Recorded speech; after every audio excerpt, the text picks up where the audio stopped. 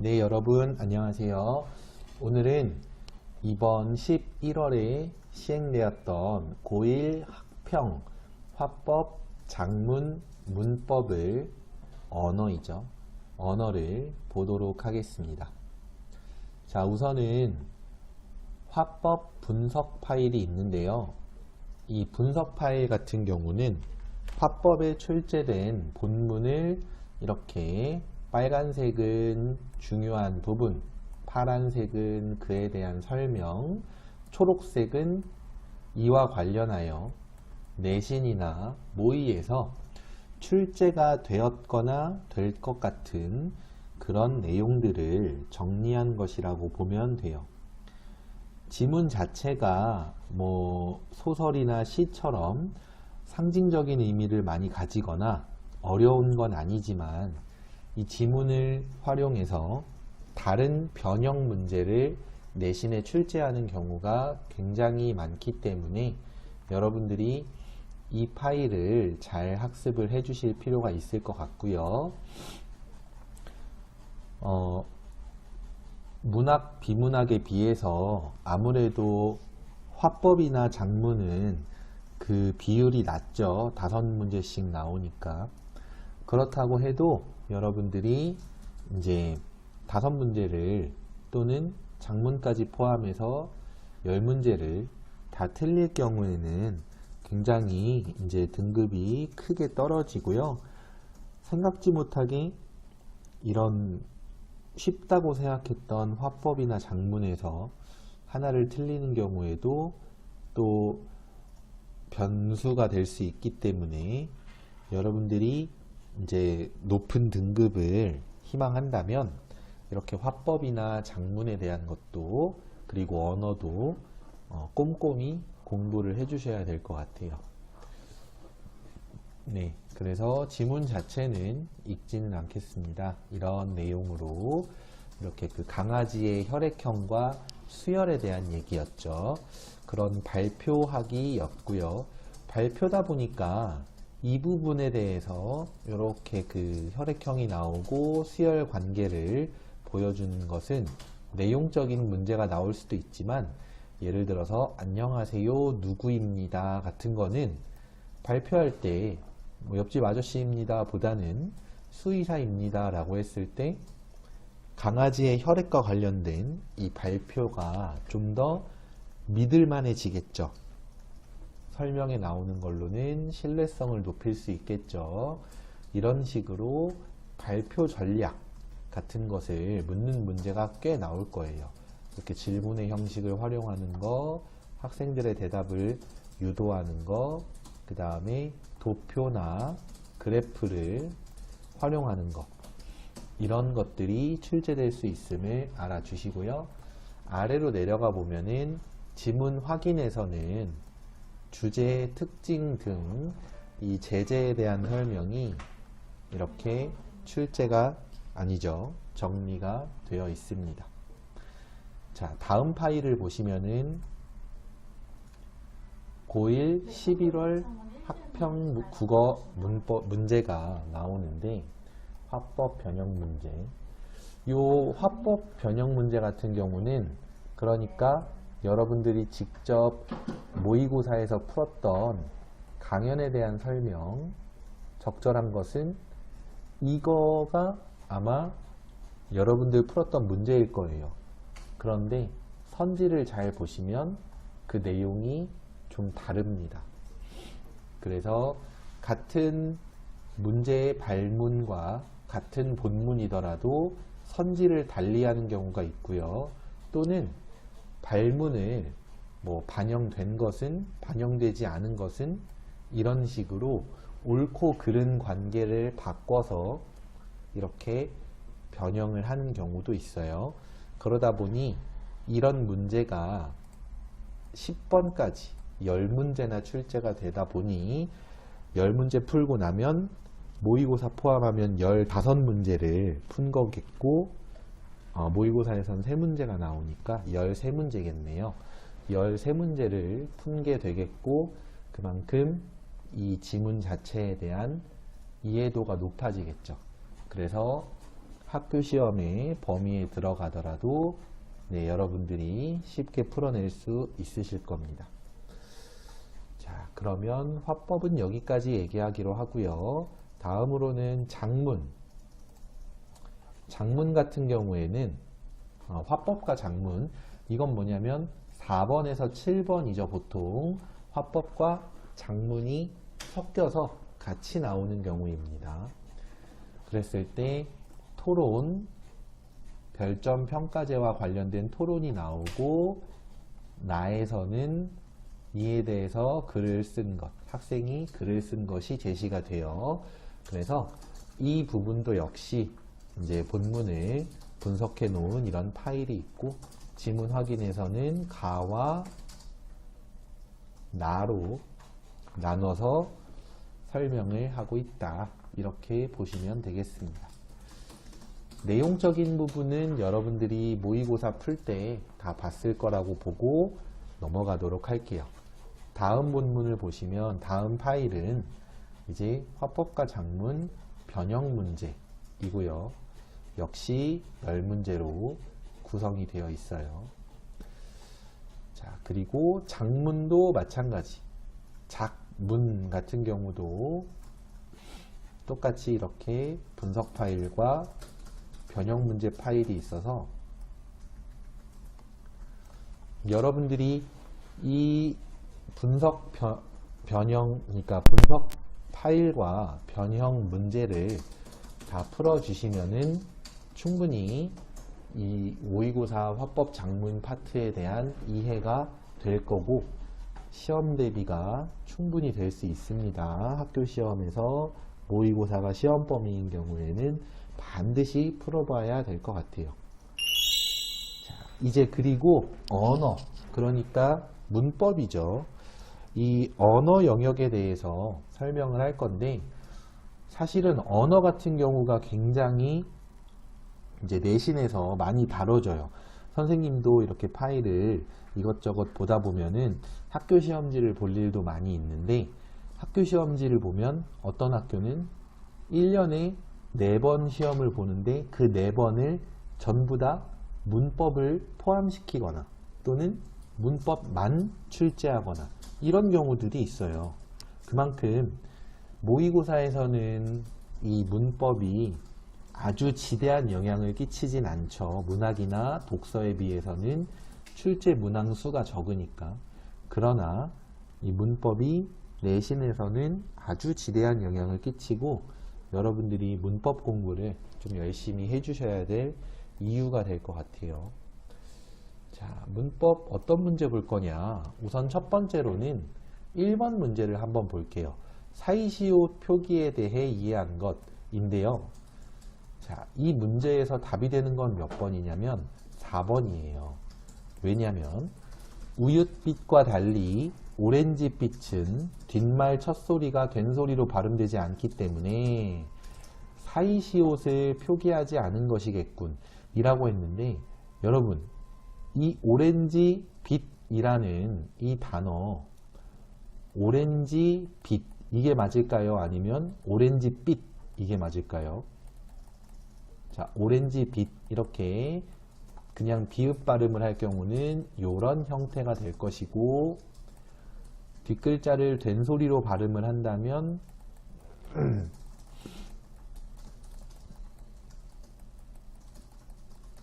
이런 형태 또는 디귿 받침이 들어간 오렌지빛 이런 형태가 될 거야. 정답은 이거 아니고 이게 답이에요. 그렇기 때문에 4번 오렌지빛은 뒷말 첫소리가 된소리로 발음되지 않기 때문에 사이시옷을 표기하지 않는다. 틀린 말입니다. 물론 사이시옷을 표기하진 않아요. 왜냐하면 오렌지가 외래어이기 때문인데, 그에 대한 얘기는 본문에서 확인할 수 있어. 근데 그보다 중요한 건 여러분들이 오렌지빛인지 오렌지빛인지를 알고 있어야 이 문제를 제대로 풀어낼 수 있어요. 그걸 평소에 어떻게 알아요? 평소에 공부를 하셔야 된다는 얘기입니다. 네. 그래서 이미 오렌지빛이 뒷말 첫소리가 된소리로 발음된다는 걸 알았던 학생이라면 이 문제가 그러니까 이 선지가 이상하다라는 것을 이미 알고 있었을 겁니다. 그래서 답은 4번이었고요. 다음 문제 한번 보도록 할까요? 다음 문제는 4번 문제를 볼 건데요. 높임법에 대한 문제예요. 높임법인데 자, 이건 문장 성분과도 관계가 많이 있습니다. 보시면 답이 되는 선지에 대해서 설명을 할게요. 2번을 보시면 객체 높임과 상대 높임의 대상이 같다 라고 했는데 B 한번 보자. 할머니께서 아버지께 전화해 보라고 하셨어요 까지 했을 때 자, 여기서 할머니께서는 할머니를 높이는 말인데 이 할머니가 문장 안에서 어떤 역할이냐? 주어의 역할입니다. 그 말은 할머니께서를 통해 그리고 하셨어요의 셨이라는 말을 통해서는 주체 높임을 실현하고 있다 인 거죠.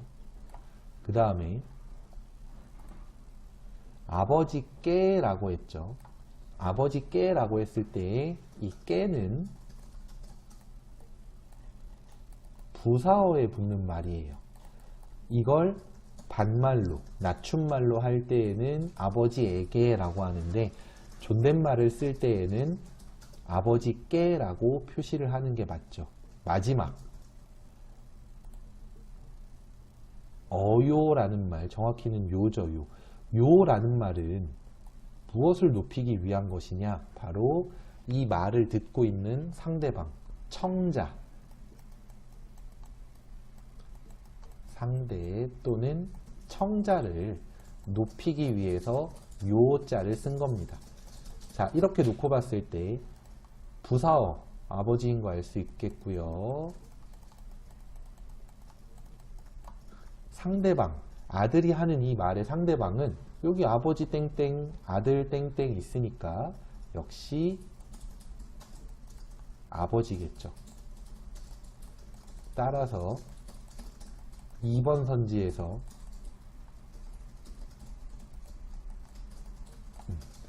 객체와 상대 높임이 같다는 올바른 말이 돼요. 바로 이에 대한 설명이기 때문에. 그럼 여기서 어떤 학생들은 아니 객체가 뭔데요? 라고 할 수도 있겠죠. 객체, 쉽게 말하면 부사어나 또는 목적어. 이 같은 경우 어머니께서 할머니 모시고 나가셨어요 라고 하는데 할머니라는 말이 이 뒤에 를자가 숨어 있죠. 그래서 모시고 라는 말은 할머니를 이라는 목적어일 때, 높임의 대상이 목적어일 때에만 쓰는 표현이기 때문에 모시고는 객체 높임을 실현했어요. 마찬가지로 B에서는 아버지께 라는 말, 깨가 부사어, 객체인 부사어를 높이기 때문에 아버지께는 객체 높임을 실현했어요. 그래서 객체 높임과 상대 높임이 같다는 말이 올바른 선지가 되는 겁니다. 객체도 그러니까 부사어도 아버지, 내 말을 듣는 상대, 청자도 아버지, 그렇게 되기 때문이고요. 나머지 것들은 사용된 높임법이 잘못 설명되어 있거나 같다 다르다에서 이제 옳지 않은 해석이 나와 있거나 둘 중에 하나의 이유로 답이 되지 못합니다.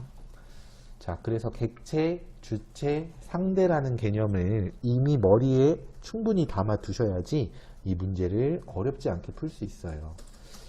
자, 마지막으로는 이제 변형 문제가 아니라 따로 출제 문제를 보도록 할 건데 어디로 가냐면은 맨 밑에 있는 20번으로 가보도록 할까요? 20번 말고 19번. 네, 19번으로 가보도록 할게요. 자, 19번을 보시면 적절한 설명을 모두 고른 것은 이라고 했으면 그냥 기억에서 리을까지 빠르게 한번 풀어봅시다. 먼저 부채 니르샤되 라고 했을 때 부처가 이르시되 라고 해서 부태는 부텨라는 말에 이가 결합됐대. 여러분 텨에다가 이 붙이면 뭐 돼요? 태가 되네. 그죠? 맞는 말입니다. 그 그 다음 물이 깊도다에서는 이 비읍이 피읍으로 쓰이죠. 오늘날에. 따라서 피읍을 받침해서 쓰지 못했던 그런 것을 물론 오늘날에도 받침해서 쓸 때는 피읍으로 쓰더라도 발음할 때는 비읍처럼 발음을 해요. 그런데 중세국어에서는 발음할 때 비읍으로 바뀔 것 같으면 받침에서도 그냥 비읍으로 쓰지 뭐 이렇게 표기를 했던 거죠. 그래서 피읍이 종성에서 발음될 수 없음을 말해준다. 역시 맞는 말이 되겠고, 디귿 가보시면, 자 니은도 맞는 말이니까 답은 1번이네요. 디귿 가보시면 하늘 흘 만지시니 라고 했을 때 이게 진짜 사전 지식이 반드시 있어야 되는 게, 하늘이라는 말 뒤에 흘자가 결합한 걸로 보이므로 목적격 조사가 흘이 쓰였다. 맞는 말 같죠? 근데 틀린 말입니다. 중세국어의 목적격 조사는 아래아를 쓴 을과 의모음을 쓴 을, 그리고 아래아를 쓴 를과 의모음을 쓴 를, 이렇게 네 종류밖에 없어요. 그럼 흘은 왜 생겼냐? 이 하늘 같은 경우 좀 어려운 말로 히읗 종성 체언이라고 하는데, 히읗이 있다고 간주하는 거예요. 그래서 뒤에 을자와 같은 모음으로, 이거는 이음으로 시작하는 게 아니라 모음으로 시작하는 거죠. 모음으로 시작하는 이런 말이 붙을 때에는 그 히읗이 뒷글자 초성에서 이렇게 발음이 되는 겁니다. 히읗 종성 체언인지를 어떻게 알아요? 라고 하면 이미 알고 있어야 돼요. 그래서 히읗 종성 체언은 개념도 알아두시고 단어도 몇 개 알아두시는데, 오늘날에도 그 흔적이 남아있는 게 하나 있어요. 뭐냐면 머리와 가락을 합친 말이 뭐지? 바로 머리카락이죠. 어째서 머리가락이 아니라 머리카락이라고 할까? 숟가락이나 젓가락은 숟가락, 젓가락 이렇게 말 안 하잖아요. 머리가 과거에 히읗 종성 체언이었기 때문에 머리카락이라고 이렇게 발음을 하는 겁니다. 자, 이런 식으로 볼 수 있겠고요. 마지막으로 리을은 어디에 두겠습니까? 에서의 둘이 있고는 물음말이 없는 경우에 쓰인다. 이거는 너무 쉽죠. 둘이 있고는 물음이 있을 때, 물음말이 있을 때 쓰는 건데, 그 중에서도 의문사가 있는 그런 설명 의문문에서는 있고가 쓰였습니다. 판정 의문문이라고 하는 예, 아니오로만 대답할 수 있을 때에는 가나 가가 쓰였습니다. 자, 중세국어의 의문문까지는 사실 여기에서 완벽히 알지 않아도 풀 수 있었어요. 그래도 알아두시면 좋으니까 이런 모의고사나 아니면 이렇게 학습에서 접하게 되는 문제들에 대해서 반드시 추가적인 개념 학습을 해주시면 좋을 것 같습니다. 네, 그러면 여기까지 화법, 작문, 언어 수업 마무리 짓고요. 다음 수업도 잘 들으세요. 고생하셨습니다.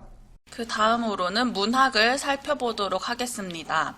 선악동 나그네, 그리고 분수, 틈사이, 정비전, 표해가, 여행 이렇게 이 순서대로 살펴보도록 할 텐데요. 첫 번째 작품인 현대소설 선악동 나그네를 보도록 하겠습니다. 이 앞부분의 줄거리를 보면은 가족을 찾아 헤매던 소는 이라고 나와 있어요. 손이 바로 나그네를 가리키는 말이죠. 이 작품의 제목이 선악동 나그네라고 했어요. 따라서 이 손이 주인공이 됩니다. 그런데 이 작품은 외화와 내화로 이루어져 있는데요. 즉 액자식 구성이죠. 외화의 주인공이 손이고요. 내화의 주인공은 소리꾼 여자예요. 그러면 외화와 내화가 무슨 이야기인지 읽어보도록 할게요. 가족을 찾아 헤매던 소는 물이 찬 포구에 산봉우리가 비치는 모습이 학이 날아오르는 듯하여 이름 붙여진 선악동에 도착한다. 공간적 배경이 나오죠. 소는 우연히 찾은 주막의 주인 사내에게서 소리꾼 여자에 대한 이야기를 듣는다. 이 앞부분의 줄거리를 통해서 내화가 있는 액자식 구조라는 것을 알 수 있습니다. 소는 주인으로부터 선악동에 다시 학이 날게 된 사연에 대해서 듣기 시작해요. 이게 바로 소리꾼 여자에 대한 이야기입니다. 똑같은 거예요. 그러자 여자는 정작으로 그 비상학을 쫓듯이 보이지도 않는 눈길로 벌판 쪽을 한참이나 더듬어댔다. 보이지도 않는 눈길이라는 것을 통해서 이 소리꾼 여자가 맹인이라는 것을 알 수 있습니다. 주인 사내로선 갈수록 예사롭지 않은 소리들이었다. 눈 아래 들판엔 이제 물도 없고 산 그림자도 없었다. 선악동의 변해버린 모습을 드러내고 있는 거죠. 하지만 여자는 이제 눈을 못 보기 때문에 오히려 성한 사람이 볼 수 없는 물과 산 그림자를 보고 있는지도 몰랐다. 눈을 못 보는데 오히려 눈이 보이는 사람이 볼 수 없는 물과 산 그림자를 보고 있대요. 역설적인 상황인 거죠. 그리고 여자가 이제 노래 소리를 시작합니다. 근데 여자의 이 노래가 시작하자 이 주인 사내는 자신도 그것을 봤대요. 그것이 뭐냐면 여자 혼자 봤던 이것들을 말하는 거죠. 사립에 기대어 눈을 감고 가만히 여자의 소리를 듣고 있자니 사내의 머릿속에서 오랫동안 잊혀져 온 옛날의 그 비상학이 서서히 날개를 펴고 날아오르기 시작한 것이다. 여자의 노랫소리를 들은 사내가 학이 날아오르는 모습을 보게 됐다고 하는 거죠. 그런데 여기서 주의해야 할 것은 실제로 학이 나타나서 날아다니는 게 아니라 그냥 눈에 그려졌다는 거죠. 선악동은 다시 옛날의 폭우로 바닷물이 차오르고 한 마리 선악이 그곳을 끝없이 노늘기 시작했다. 여자의 노랫소리가 이어지자 선악동이 예전의 모습으로 돌아가게 된 것입니다. 그러다 여자는 어느 날 밤 문득 선악동을 떠나갔다. 하지만 사내는 여자가 그렇게 선악동을 떠나가고 나서도 그녀의 소리가 여전히 귓전을 맴돌고 있었다. 여자가 떠나갔음에도 계속 그 여자의 소리를 잊지 못하고 있는 거죠. 그리고 여자의 소리가 한 마리 선악과 함께 물 위를 노닐었대요. 아니 이제 그 소리가 아니라 여자 자신이 한 마리 학이 되어 선악동 포구 물 위를 끝없이 노닐었다. 그리고 사내는 여자는 어디로 떠나간 것이 아니라 그 여자는 이 선악동의 학이 된 것이다. 학이 되어서 언제까지나 이 하늘을 떠도는 것이다 라고 말을 합니다. 여자 자체가 학이 된 것이다 라는 것에서 예술적 승화가 나타나는 거죠. 이러한 여자 얘기를 들은 소는 이제 완전히 녹초가 되어버린 표정이었습니다. 이야기를 끝내고 난 주인 쪽 역시 마찬가지였다. 가슴속에 지녀온 이야기들을 손 앞에 모두 털어놓은 것만으로 주인은 이제 자기 할 일을 다 해버린 사람 같았다. 이제 하고 싶었던 말을 다 한 후에 후련함이 드러나는 거죠. 그리고 이제 침묵이 이어졌고 침묵을 견디지 못한 거는 결국 손 쪽이 먼저였다. 이제 손이 침묵을 깨고 말합니다. 주인장 이야긴 고맙게 들었어. 하지만 아까 이야기 가운데서 주인장께서는 일부러 사람을 하나 빠뜨려 놓고 있었지요 라고 말을 해요. 이 앞에 보면은 그의 어조는, 즉 손의 어조죠. 손의 어조는 이제 아무것도 숨길 것이 없다는 듯 낮고 차분했다 라고 라고 서술되어 있네요. 즉 주인장이 이야기 속에서 일부러 빠뜨린 것을 더 이상 숨길 것이 없기 때문에 내가 먼저 언급한다 라는 심리인 거죠. 그리고 손이 다시 말을 이어갑니다. 주인장 어렸을 적에 이 마을에 찾아들었다는 그 소리꾼 부녀 이야기 말이요. 그때 그 어린 계집아이에겐 소리 장단을 잡아주던 오라비가 하나 있었을 겁니다. 그런데 주인장께서 일부러 그 오라비 이야기를 빼놓고 있었지요. 바로 이 오라비 이야기를 주인장이 빼놓고 얘기를 했다는 거죠. 근데 이 오라비가 바로 손에 해당합니다. 손의 정체예요. 앞부분에서 이 부분을 보면은 소는 아직도 여자와 자신의 인연에 대해선 분명한 말이 한마디도 없었다. 이 부분에서 알 수 있듯이 소는 여자와 어떤 인연이 있었어요. 그리고 소는 학이 날지 못하는 선악동에 아비의 유고를 묻고 간 여자의 일을 제1처럼 못내 안타까워했대요. 이 부분에서도 손의 정체를 짐작할 수 있죠. 손은 바로 이 여자의 오빠였던 것입니다. 앞에서는 숨기다가 이제 더 이상 숨길 것이 없다는 듯이 얘기를 하는 거죠. 손이 이렇게 추궁하듯 얘기를 하자 주인도 이젠 더 사실을 숨길 것이 없다는 듯 고개를 두어 번 깊이 끄덕여 보았습니다. 자신의 의도를 알아차린, 즉 일부러 숨긴 거죠. 이 이야기를 뺀 거죠. 자신의 의도를 알아차린 상대방의 말에 수긍하는 인물의 심리가 드러나 있습니다. 그리고 주인장이 말해요. 그렇지요. 난 그 오라비가 뒷날 늙은 아비와 어린 누이를 버리고 혼자 도망을 쳤다는 이야기까지도 여자에게 다 듣고 있었으니까요. 그렇다면 주인장은 그 오누이가 서로 아비의 피를 나누지 않은 남남 한 가지 사이란 것도 알고 있었겠구만요. 그리고 그 어린 오라비가 부녀를 버리고 떠난 것은 차마 그 원망스러운 의붓아비를 죽여 없앨 수가 없어서였다는 것도 말이요. 라고 말하자 주인이 다시 고개를 끄덕입니다. 즉 이 소리꾼 여자와 손은 의붓 남매 사이인 거죠. 그리고 이 손이 자기의 어린 동생을 버리고 떠난 것은 원망스러운 의붓 아버지를 죽일 수가 없어서 그냥 떠나버린 거예요. 그런데 손은 가족을 떠났지만 앞부분 줄거리에서 알 수 있듯이 가족을 찾아 헤매던 손이었어요. 즉 자신의 여동생을 찾기 위해서 선악동에 온 거죠. 지문에서는 여기까지 수록되어 있는데 이 뒷부분에서는 이제 주인이 의붓아비의 무덤 위치를 손에게 알려줍니다. 그리고 이제 의붓아버지에 대한 한을 풀어라 라고 말하지만 이 손은 한으로부터 벗어날 수 없는 것이 삶이라면서 또다시 나그네, 즉 떠돌이의 길을 떠나면서 이렇게 작품이 마무리돼요.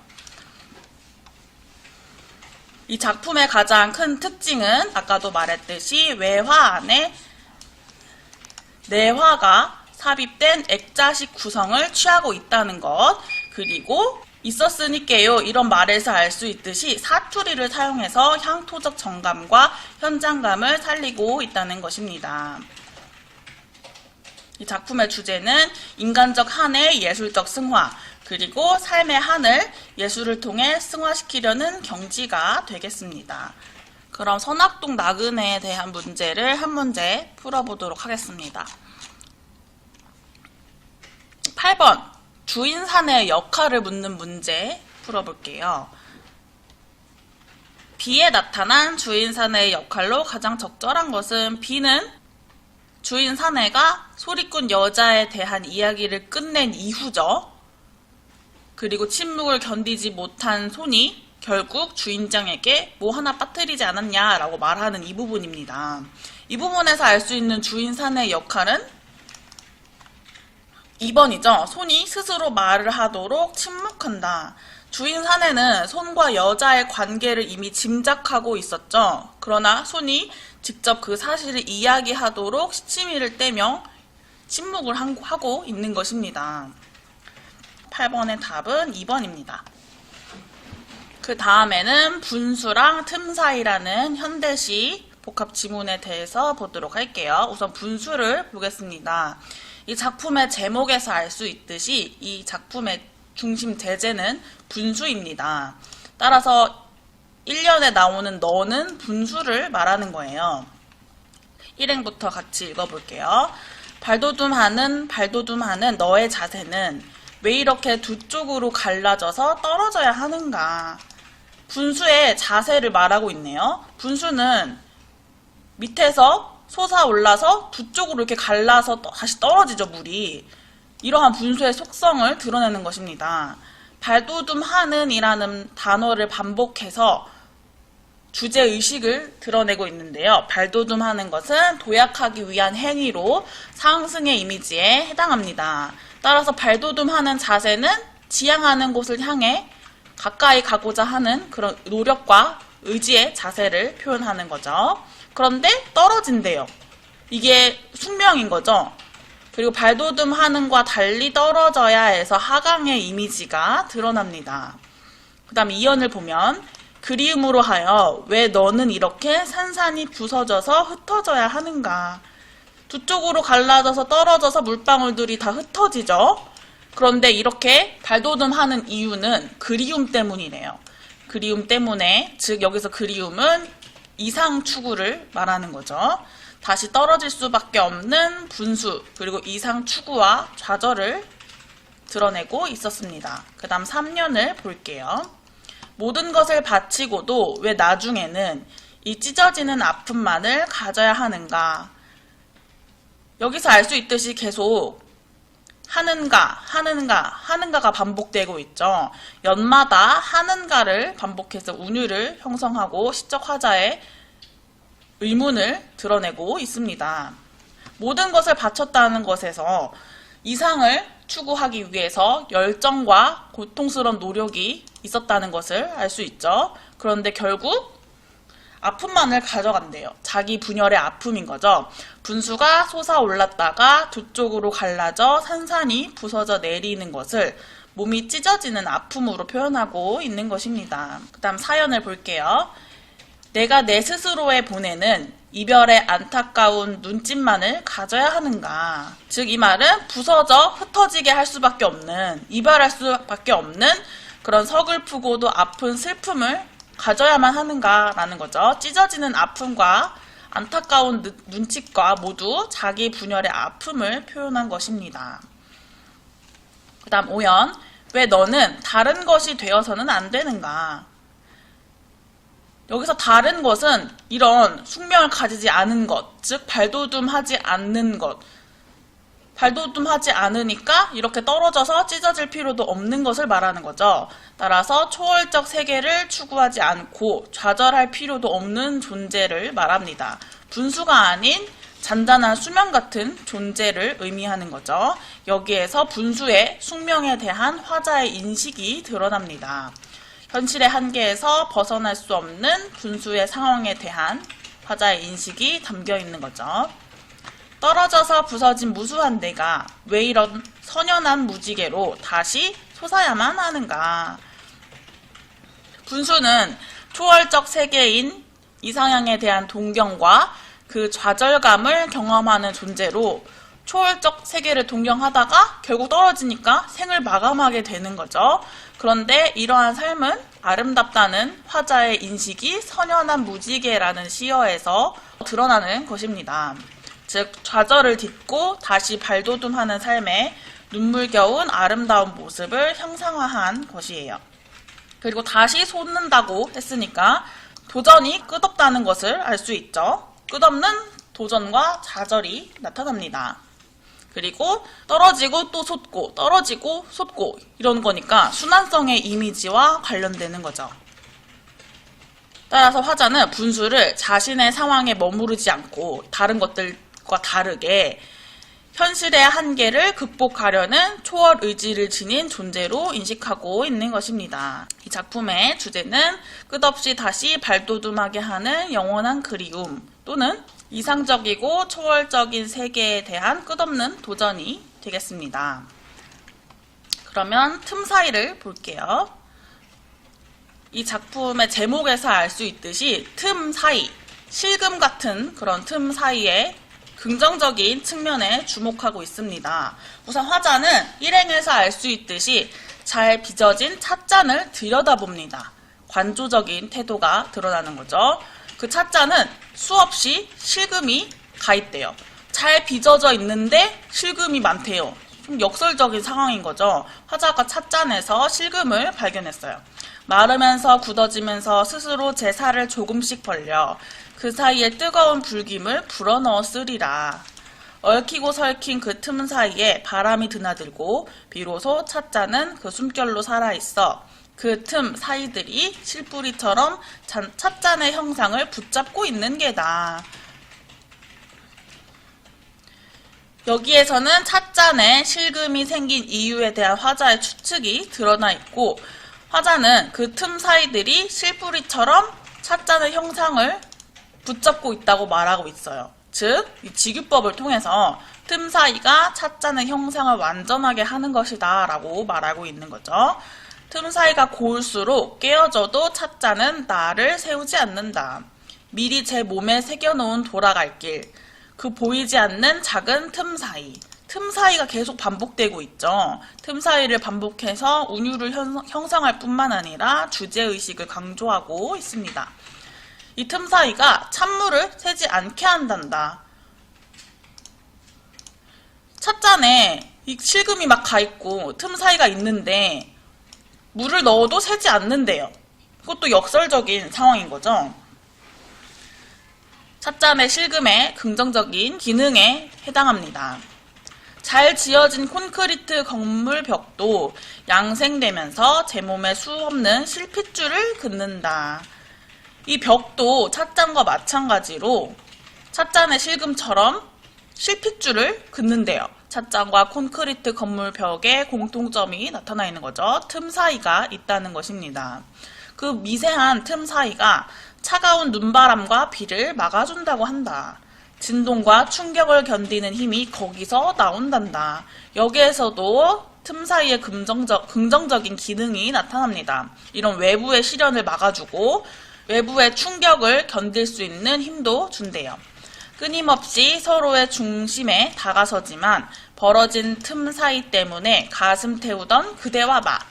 갑자기 시선이 전환됐어요. 앞에서는 찻잔을 보고 있었고 찻잔에서 이제 콘크리트 벽도 그렇대 하고 있다가 갑자기 그대와 나, 인간관계를 말하고 있죠. 인간관계도 그렇다라는 거예요.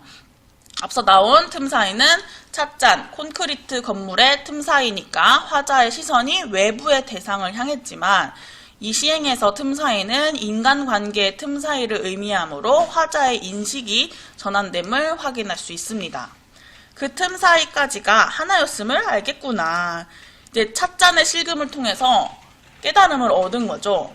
너와 나의 틈 사이도 하나다. 틈 사이는 긍정적인 거다라는 거예요. 하나 되어 깊어진다는 것은 수많은 실금의 틈 사이를 허용하는 것인지도 모른다. 내 노여움의 불길과 내 슬픔의 눈물이 스며들 수 있게 서로의 속살에 실뿔이 깊숙이 내리는 것인지도 모를 일이다. 틈 사이를 허용함으로써 너랑 내가 깊어질 수 있다라는 것입니다. 즉, 틈 사이의 중요성을 말하고 있는 거죠. 이 작품에서 중요한 것은 화자가 자신이 관찰한 대상으로부터, 외부의 대상으로부터 얻은 깨달음이 드러난다는 것. 그리고 아까도 말했듯이 인식이 전환되는 부분이 있었죠. 그리고 틈 사이가 오히려 하나가 되게 만들어준다는 역설적인 논리를 담아내고 있다는 것이 특징이 되겠습니다. 그러면 이것도 문제를 한 문제 풀어보도록 할게요. 9번 문제를 풀어볼게요. 틈 사이와 보기를 비교하는 내용입니다. 영상을 멈추고 풀어보세요.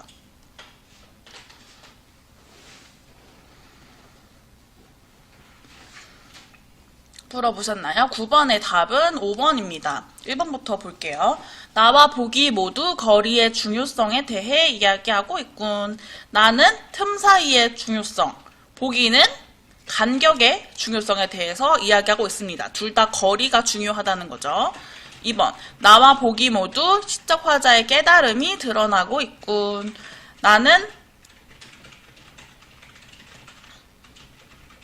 여기에 나타나 있었죠. 하나였음을 알겠구나. 여기에서 화자의 깨달음이 드러나고, 보기에서는 간격과 간격이 모여 숲을 이룬다는 것을 산불이 휩쓸고 지나간 숲에 들어가 보고서야 알았다.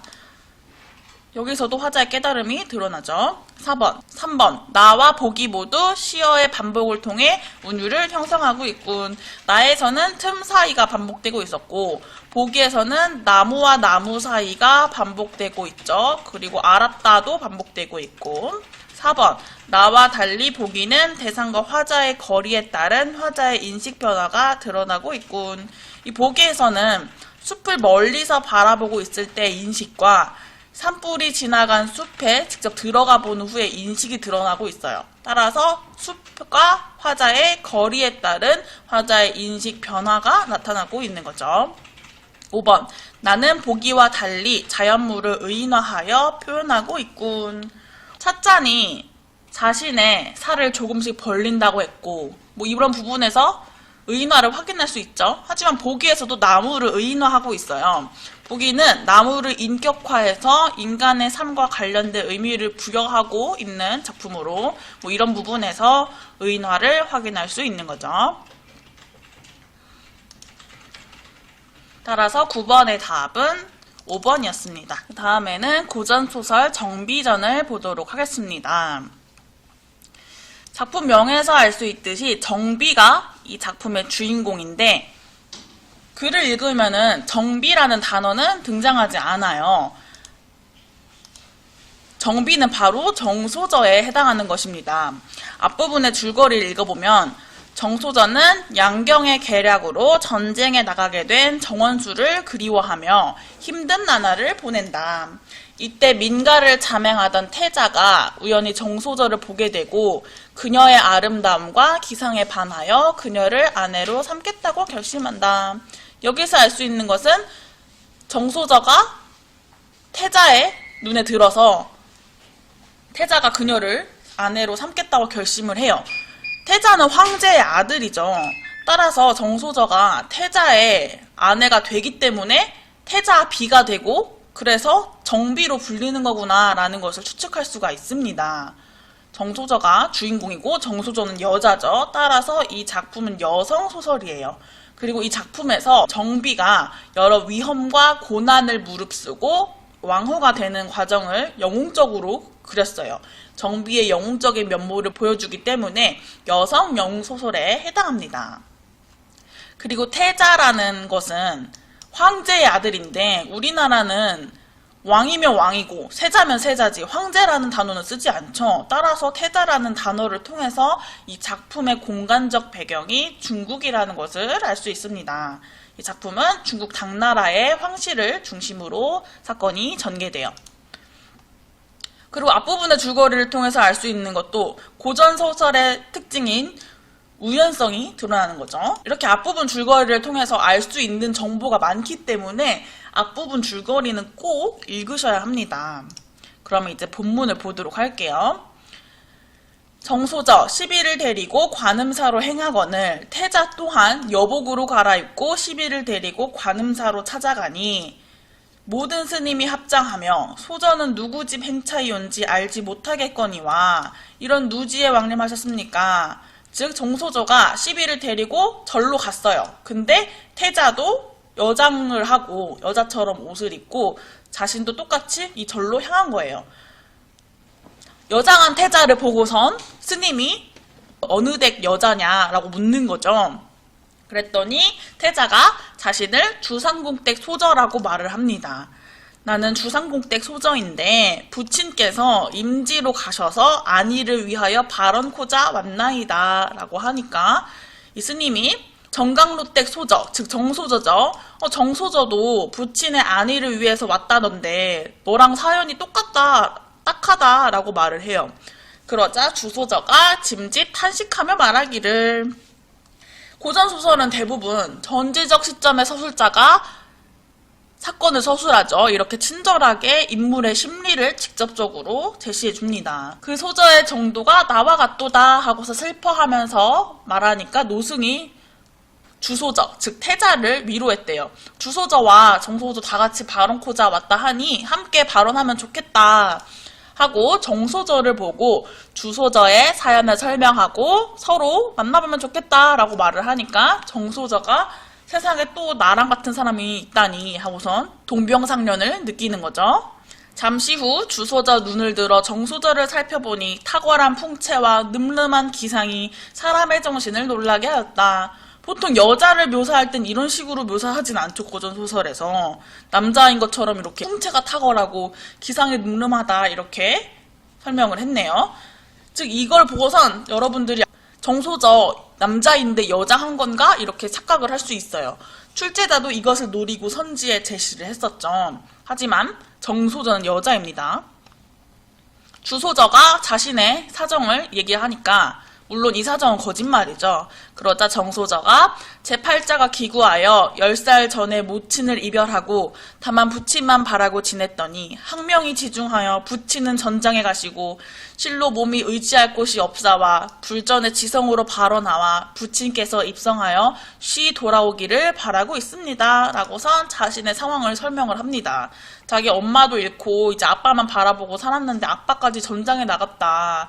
나는 지금 사고 붙이네 그런 상황이다. 그래서 아빠가 무사히 쉽게 돌아오기를 빌러 이 관음사에 왔다라고선 자신의 상황을 이렇게 말하고 있는 거죠. 그리고 이제 황혼이 되어서 욕탕에 목욕하고 불전에 나가 빌기를 주소저가 이렇게 빕니다. 분명 정랑자와 배필이 되게 하시려거든 이 금전이 방중에 내려오소서 하고서 금전, 동전이죠. 동전을 던져요. 돈을 던지니 빈 공중에 솟았다가 방 가운데로 떨어졌대요. 약간 그런 거죠. 뭐 예를 들어서 수학여행지를 A 아니면 B로 선택하기로 했어요. 그런데 동전 던져서 정하자. 앞면이 나오면 A, 뒷면이 나오면 B. 그래서 동전을 던졌어요. 앞면이 나왔어요. 그냥 A로 가자. 이거 운명이야. 이런 식으로 여기는 거죠. 이 주소저도 동전이 방 중에 떨어지면은 방 가운데 떨어지면은 정랑자와 배필이 되는 것으로 알겠다라고서 동전을 던진 거예요. 그런데 방 가운데로 떨어졌대요. 정소저가 태자의 배필이 될 것임을 암시하고 있는 거죠. 그리고 또 말합니다. 황상께서 양경의 딸로 간택하였으니 만일 양씨를 퇴할 수 있거든 금전이 스스로 방 밖에 내려지게 하소서.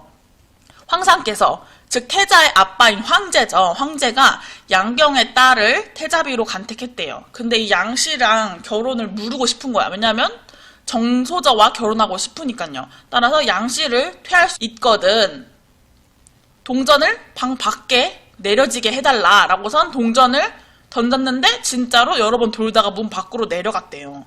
비현실적인 사건이죠. 주소저가 신기하게 여기던 차에 정소저 또한 다가와서 금전을 던지며 축원하기를 부친께서 전장에 나가 성공하고 쉬 돌아오시게 하거든 금전이 방 중에 내려지소서. 우리 아빠가 쉽게 돌아올 수 있으면은 방 중에 동전이 떨어지게 해달라 하고 던졌는데 방 밖으로 갔대요. 반대로 된 거죠. 따라서 부친이 쉽게 돌아올 수 없다는 것을 암시합니다. 이걸 보고서 이제 다시 또 축원을 합니다. 이 몸이 비록 여자이오나 어릴 적부터 병서를 공부하였사오니 부친을 위로하려 전장에 나아가 선전하려 하시거든 금전이 방 중에 내려지소서. 내가 직접 전장에 나가서 부친을 도울 수 있다면은 동전이 방 가운데 떨어지게 해달라 라고 했는데 방 중에 떨어졌대요. 한편으로 기뻐하면서 또 이제 말하는 거예요. 이후로는 다시 험한 일이 없고 심중에 먹은 마음대로 되게 하시려거든 금전이 방중에 떨어지소서 라고 했더니 또 방중에 떨어졌대요. 아빠가 쉽게 돌아올 수 없다는 것은 약간 슬프지만 그래도 내가 직접 전장에 나가서 아빠 구할 수 있고 그 이후로 내가 마음먹은 대로 될 수 있다라는 거니까 정소저는 한편으로 기쁘고 한편으로 슬퍼하면서 일희일비하면서 물러났대요. 그러던 중에 노승이 와서 소식을 전합니다. 정원수 전장에서 패했다는 소식이 왔으니 이 난국이 큰 근심이로다. 즉 동전 축사가 암시한 대로 정소저의 부친이 전장에 나가서 성공하지 못한 거죠. 중략 이후에요. 중략된 부분은 이제 뭐 당연히 정소저가 전장에 나가는 부분이겠죠. 이후를 읽어보면 이때 정원수 여러 달 적진 중에 있어 명이 경각에 있었더니 안남국 황제 항복했다는 소식을 듣고 마음이 즐거워 이르기를 즉 안남국 황제가 항복했대요. 즉 전쟁에서 드디어 이기게 된 거예요. 여러 달 적진에 있었다는 것을 통해서 시간이 좀 경과했다는 것을 알 수 있죠.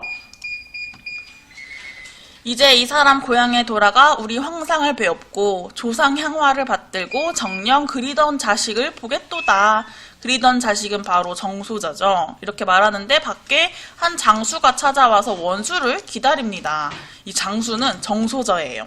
나와 보니 소년이 대하며 앞에와 재배하고 뵙거늘 정원수 백수 풍진에 눈물을 흘리며 슬퍼하며 소년에게 이르기를 소장은 재주가 용렬하여 대공을 이루지 못하고 또한 황상을 생각하니 어찌 한심치 아니하며 생전에 고향 돌아가지 못하고 이 땅의 죽음을 면치 못하게 되었더니 천만으로 장군의 구조함을 입어 종명을 보전하여 본국에 돌아가 부모와 자식을 상봉하게 하니 그 은혜를 어찌 만분의 1이나마 갚으리요. 라고선 정원수가 이 장수에게 하는 말이죠.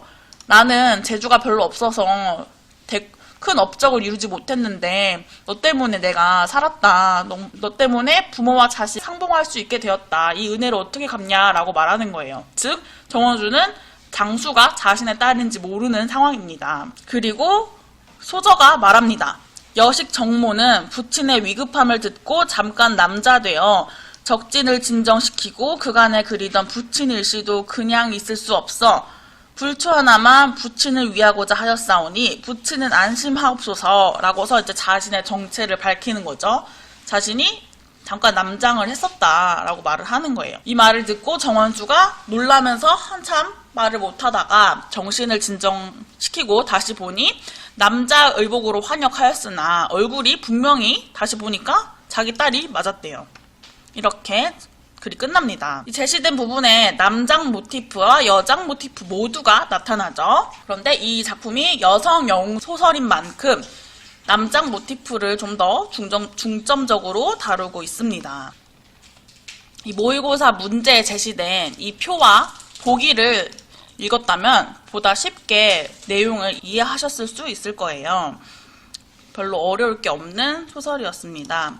그럼 그 다음에 마지막으로 표해가와 여행이라는 갈래복합 지문을 보도록 하겠습니다. 표해가라는 제목에서 알 수 있듯이 바다를 표류한다는 내용이에요. 즉, 이 작가가 실제 장기간 바다를 표류하면서 지은 가사입니다. 기행가사에 해당해요. 그러면 읽어보도록 할게요.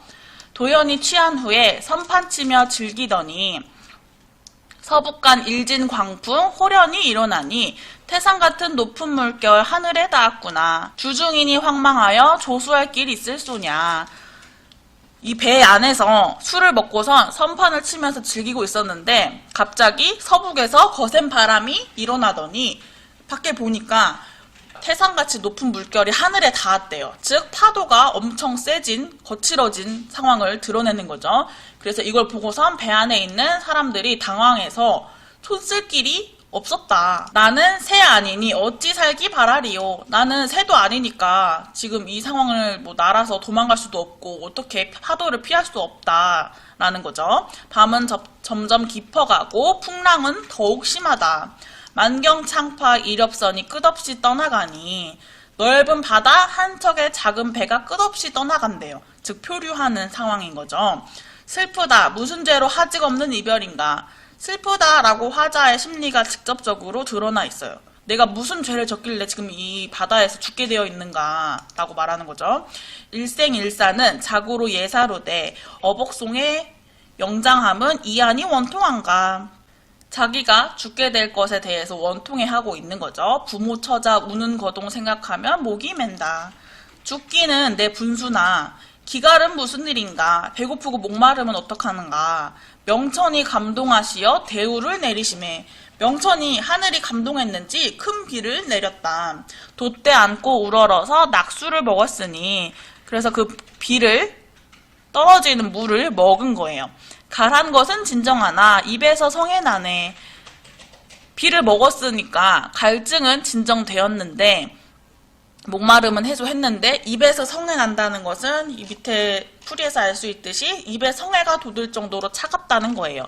이 작품의 지금 계절적 배경은 가을이에요. 여기에서 알 수 있죠. 10월이라고 했으니까. 이 가을에 떨어지는 비를 먹고 비도 맞고 있는 상황이고 밖에 있는 거잖아요. 따라서 추울 수밖에 없죠.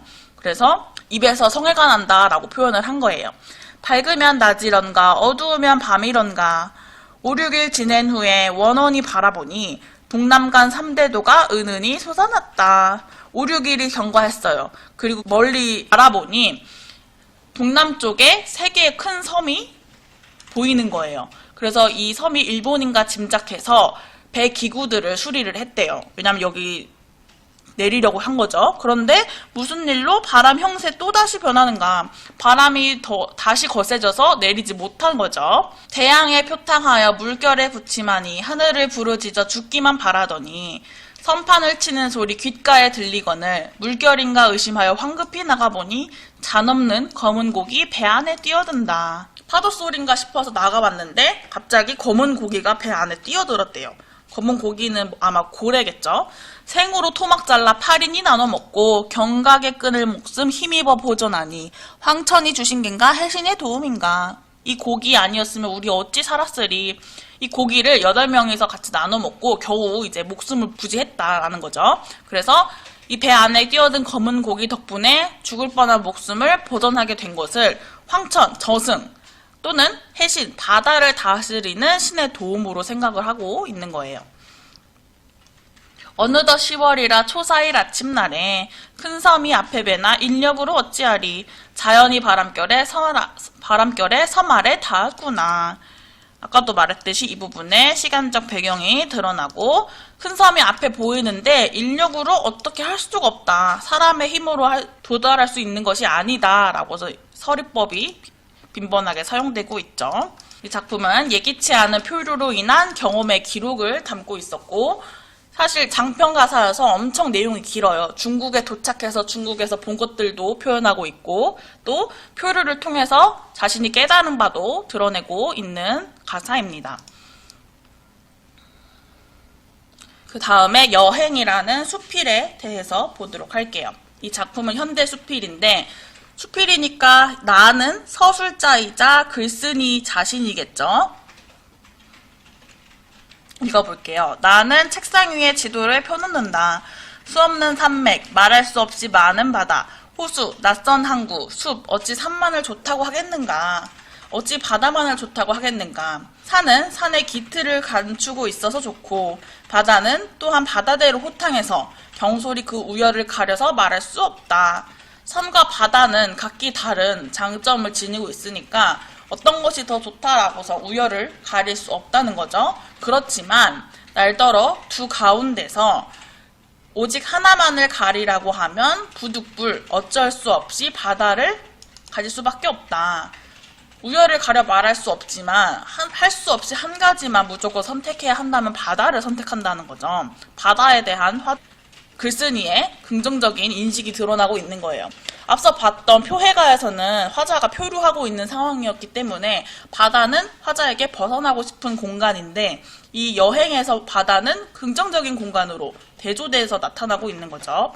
나는 눈을 감고 잠시 그 행복스러울 어족들의 여행을 머릿속에 그려본다. 바다에서 물고기의 여행을 상상을 합니다. 해류를 따라서 오늘은 진주의 촌락, 내일은 해초의 삼림으로 흘러다니는 그 사치한 어족들, 그들에게는 천기예보도 트렁크도 차표도 여행권도 필요하지 않다. 때때로 사람의 그물에 걸려서 호텔의 식탁에 진열되는 것은 물론 어족의 여행 실패담이지만 그것도 결코 그들의 실수는 아니고 차라리 카인의 자손의 악덕 때문이다. 나는 그들이 해저에 국경을 만들었다는 것도 프랑코 정권을 승인했다는 방송도 들은 일이 없다. 바다는 당연히 국경이 없고 정권도 없죠. 바다는 자유롭고 생명력이 넘치는 공간으로 그려지고 있습니다. 그 다음 중략 이후를 볼게요. 나는 투리스트 비로로 달려간다. 숱한 여행 안내를 받아가지고 뒤져본다. 비록 직업을 망정 사무원은 오늘조차 퍽 다정한 친구라고 지녀본다. 필경 정해지는 길은 말할 수 없이 겸손하게 짧다. 사무원의 책상 위나 서랍 속의 엽보에는 제일 먼 차표가 퍽이나 부럽다. 안내서에 붙은 1등 선실 그림을 하염없이 뒤적거린다. 차표가 부럽대요. 제일 먼 차표가 부러운 이유는 앞에 나왔듯이 정해진 길은 짧은데 즉 자신에게 정해지는 길이 짧은데 이 차표는 제일 먼 곳으로 갈 수 있기 때문이에요. 그래서 부럽다고 말하고 있는 거죠. 글쓴이의 심리가 직접적으로 제시되어 있습니다. 그러나 나는 오늘 그 보스톤백과 그리고 단장을 기어이 사고 말겠다. 내일은 그 속에 두어 벌 내복과 잠옷과 세수기구와 그러고는 악의꽃과 불란서말 자전을 집어넣자. 동서고금의 모든 시집 속에서 오직 한 권을 고른다고 하면 물론 나는 이 책을 집을 것이다. 그리고는 짧은 바지에 노타이로 한 손에는 보스톤백을 들이우고 다른 한 손으로는 단장을 휙휙 내두르면서 차표가 끝나는 데까지 갈 것이다 라고선 자신이 원하는 여행자의 모습을 상상하고 있는 거죠. 모든 걱정은, 번뇌는, 울분은, 의문은 잠시 미정고들과 함께 먼지 낀 방 안에 묶어두고서 될 수만 있으면 모든 괴로운 과거마저 잊어버리고 떠나고 싶다. 여행지로 떠나고 싶은 심리가 드러나요. 이런 것들로부터 벗어나고 싶어 하는 거죠. 그런데 걱정이랑 의무랑 이런 것들을 방 안에 묶어서 둘 거래요. 즉 여기서 추상적 관념의 구체화가 드러나고 있죠. 나는 충고한다. 될 수만 있으면 제군의 배 좁은 심장을, 사상을, 파쟁을, 연애를 잠시라도 좋으니 바닷가에 해방해보면 어떻냐고. 글쓴이가 여행에서 잊고 싶은 것들에 해당하겠죠. 바닷가에서 해방하고 싶대요. 여행, 그것밖에 남은 것은 없다. 내가 뽑을 행복의 최후의 대비다.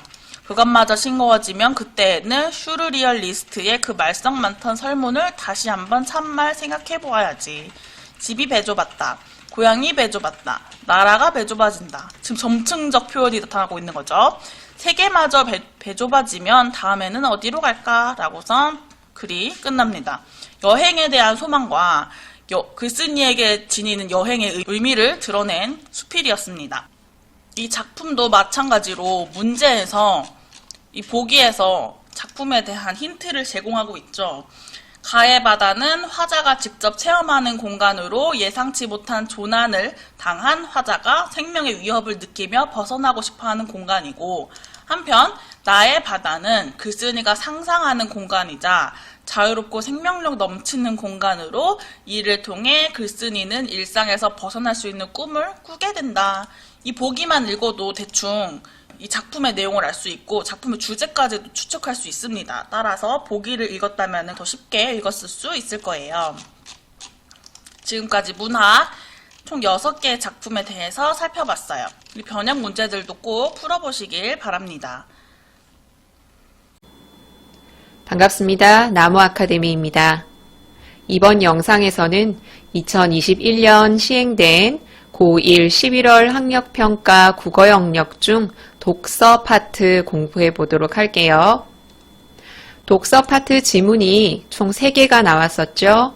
그 중에 제일 처음에 손해보험의 이해, 그 다음에 양전자 단층 촬영의 원리, 그 다음에 사랑에 대한 아퀴나스와 칸트의 이론, 이렇게 3가지 보도록 하겠습니다. 자, 우선 손해보험의 이해 공부해 보도록 할게요.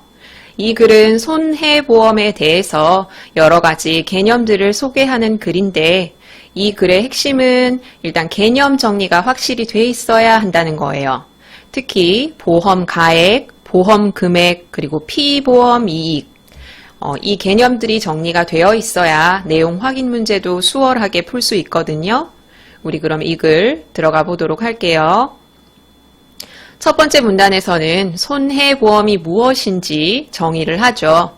손해보험은 계약에서 정한 보험 사고가 발생했을 때 보험 가입자 측에게 생긴 재산상의 손해를 보상하는 보험입니다. 교통사고, 화재, 도난 등으로 생기는 피해에 대비하기 위해 가입하는 손해보험은 우리 생활과 가까운 곳에 있다. 이 글의 주요 제재가 손해보험이다 라고 소개를 하고 있고요. 그 다음 문단에는 중요한 개념이 3개가 나오는데 피보험자, 보험자, 피보험 이익이라는 3가지 개념입니다. 일단 피보험자는 보험 사고가 발생했을 때 보험금을 받을 사람, 피보험자. 여기 뒤에 보험 계약자라는 말이 나오는데 보험 계약자에 관한 설명은 없거든요. 보험 계약자는 보험료를 납입할 의무를 지니는 사람이고요. 피보험자는 보험금을 받을 사람이에요. 그리고 보험금을 지급할 의무가 있는 자는 보험자, 주로 보험회사를 가리키는 말이겠죠. 그리고 중요한 거 나오죠. 피보험 이익. 피보험 이익을 여기서는 뭐라고 이야기를 하고 있냐면 보험의 목적에 경제상의 이익을 가져야 하고 보험의 목적에 있는 경제상의 이익. 여기서 말하는 보험의 목적은 보험사고의 대상이에요. 보험사고의 대상이란 말은 내가 손해보험에 든 대상, 내가 건물을 보호하기 위해 들었으면 건물이 보험의 목적이고요. 자동차를 들었으면 자동차가 건물의 목적인 거죠. 그 보험의 목적에 있는 경제상의 이익이라고 이야기하고 있는데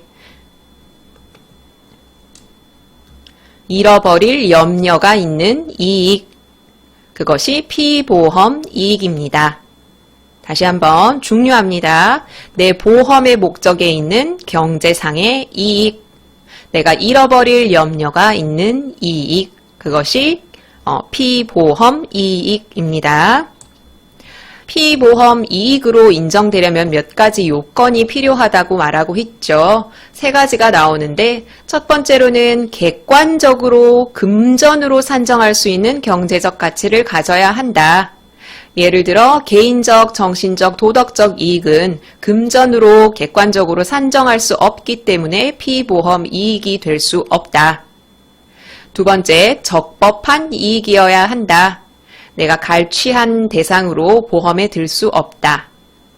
그리고 세 번째, 그 계약 체결 당시 그 가치가 객관적으로 확정되어 있거나 적어도 보험 사고가 발생할 때까지는 확정되어야 한다. 내가 갖고 있는 건물을 손해보험을 들기 위해서는 이 건물이 객관적으로 얼마의 가치가 있는지 확정되어야 한다. 그 다음 단락 기본 원칙에 관해서 말하고 있거든요. 자, 손해보험의 기본 원칙은 실손보상 원칙이에요. 실제 발생한 손해만 보상하고 그 이상은 보상하지 않는다는 것이죠. 자, 따라서 손해보험을 통해 피보험자가 재산상 이익을 얻는 것은 허용하지 않는데 이걸 이득금지의 원칙이라고도 해요. 내가 1,000만 원의 피해를 입었으면 1,000만 원까지만 보상이 되는 거죠. 그 이상은 주지 않는다. 이 실손보상 원칙은 손해보험 계약의 도박화를 막고 보험 범죄를 방지하는 역할을 한다. 손해된 만큼만 주는 거죠. 여기는 세 가지 중요한 개념이 나오죠. 보험 가액, 그리고 보험 금액, 그 다음에 보험금. 이 지문은 이 세 가지의 개념이 이해가 안 되면 내용 확인 문제를 아예 풀 수가 없거든요. 보험 가액은 피보험 이익의 객관적인 금전적 평가액이다라는 거예요. 보험에 가입한 대상의 가치죠. 자동차 손해보험에 가입한다고 예상해 봅시다. 네, 그 피보험 이익은 자동차가 되겠죠. 그런데 보험에 가입하려면 그 자동차가 얼마의 가치를 지니는지 객관적인 평가가 필요하겠죠. 내가 이 자동차가 2억의 가치다라고 해서 2억만큼의 보험을 들 수 있는 것이 아니라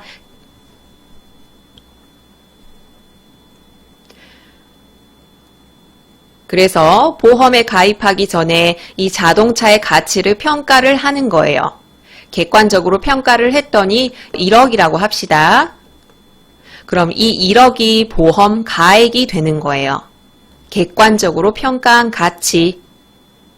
보험 가액은 보험자가 보험금의 형태로 부담하게 되는 보상 책임의 법률상의 최고 한도액, 보험회사에서 지불해야 할 최고 한도액이에요. 그런데 이 보험 가액은 고정된 것이 아니라 경제 상황 등에 따라 변동될 수 있대요. 이 자동차가 지금 가치를 매겼을 때는 1억이지만 3년 뒤에는 이것보다 떨어질 수 있잖아요. 보험 가액은 변동됩니다. 그 다음 보험 금액은 보험 사고가 발생했을 때 보험자가 지급하기로 보험 계약에 실제 약정한 최고 한도액이에요. 아까는 법률상의 최고 한도액인데 이건 실제 계약할 때 약정한 최고 한도액이죠. 이 보험 금액은 보험 가액을 보고 결정하겠죠. 아까 보험 가액이 1억이었으니까 우리 이 차에 손해가 발생했을 때 8천만 원까지만 보상해 드릴게요 라고 정해놨으면 이게 바로 보험 금액이 되는 거예요. 그 다음에 보험금은 보험 사고가 발생했을 때 실제로 보험자가 지급하는 금액. 약정을 8천만 원으로 했다고 해서 8천만 원을 다 받을 수 있는 건 아니죠. 물론 자동차가 완전히 파손이 됐거나 하면 8천만 원을 받을 수 있겠지만 일부가 파손이 됐으면 이 8천만 원의 일부를 받을 수 있겠죠. 보험 가액을 바탕으로 보험 금액이 정해지고 사고가 발생했을 때 그 보험 금액 내에서 보험금이 지급되는 겁니다. 보험 가액과 보험 금액은 서로 일치하지 않을 수 있다.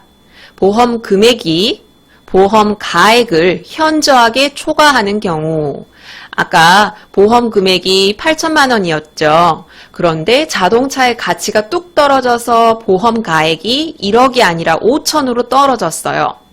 이렇게 되면 초과 보험이라고 합니다.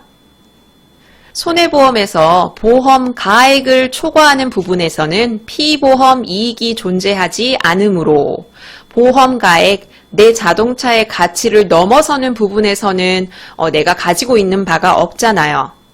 그래서 이럴 때는 보험 금액을 보험 가액과의 비율에 따라 조정하게 됩니다.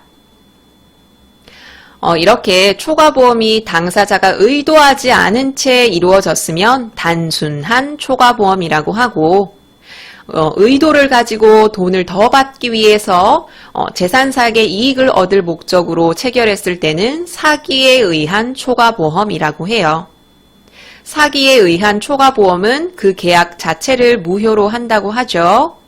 그런데 단순한 초과보험일 경우에는 보험자, 보험회사는 보험 금액을 깎을 수 있고요. 보험 계약자는 보험료를 깎을 수 있어요. 그 다음 중복보험이 등장하죠. 중복보험은 한 명의 피보험자가 동일한 피보험 이익, 동일한 보험 사고에 관해서 여러 보험자와 체결을 했을 때 그 보험 금액의 합계가 내가 갖고 있는 보험 가액을 초과하는 경우, 그것을 중복보험이라고 해요. 역시나 앞에 있는 초과보험과 마찬가지로 재산상의 이익을 얻을 목적으로 가입을 했다면 사기로 치고 그 계약 전부를 무효를 하고요. 단순한 중복보험일 경우에 각 보험자가 보험 금액의 비율에 따라 연대 책임을 지지만 보상액은 각각의 보험 금액으로 제한한다. 여기 예를 들어 나오죠? 보험 가액이 100원인 건물이 있어요. 그리고 세 다른 보험자와 보험 금액을 100원, 60원, 40원으로 해서 중복 보험에 들었어요. 이때 보험 사고가 발생했을 때 이 세 보험사는 연대 책임을 져요. 만약 100% 손실을 입었다라고 하면 이 피보험자는 100원의 보상을 받을 수 있도록 각 보험자가 책임을 지는데요. 각 비율에 따라서 50원, 30원, 20원 이렇게 총 100원을 받을 수 있도록 내가 손해를 당한 만큼만 보상을 해준다고 했었죠. 그래서 이만큼만 보험금으로 지급받게 됩니다. 문제 한번 풀어볼게요. 자, 2번 볼게요. 피보험 이익에 대한 설명으로 적절한 것은 한 부분에 대한 설명을 묻는 게 아니라 피보험 이익에 관해서 묻는 거기 때문에 여러분이 옆에 시험지 지문을 같이 보시면서 푸는 게 좋아요. 정지 버튼 누르시고 적절한 것 찾아보십시오. 자, 같이 볼게요. 1번, 보험 가액과 피보험 이익은 비슷하게 형성된다. 피보험 이익은 보험 사고 발생했을 때 손해를 입을 우려가 있는 이익, 내가 갖고 있는 보험 대상의 가치죠. 그 가치를 객관적으로 판단해서 매긴 금액이 바로 보험 가액 되겠죠? 그러니까 피보험 이익과 보험 가액은 비슷할 수밖에 없습니다. 2번, 피보험 이익은 이득 금지의 원칙을 바탕으로 한다. 이득 금지의 원칙을 바탕으로 했던 건 피보험 이익이 아니라 손해보험 자체였어요. 3번, 보험 사고가 발생하게 되면 피보험 이익을 객관적으로 점검하는 과정을 거친다. 피보험 이익을 객관적으로 점검하는 과정은 보험 사고가 발생했을 때가 아니었죠.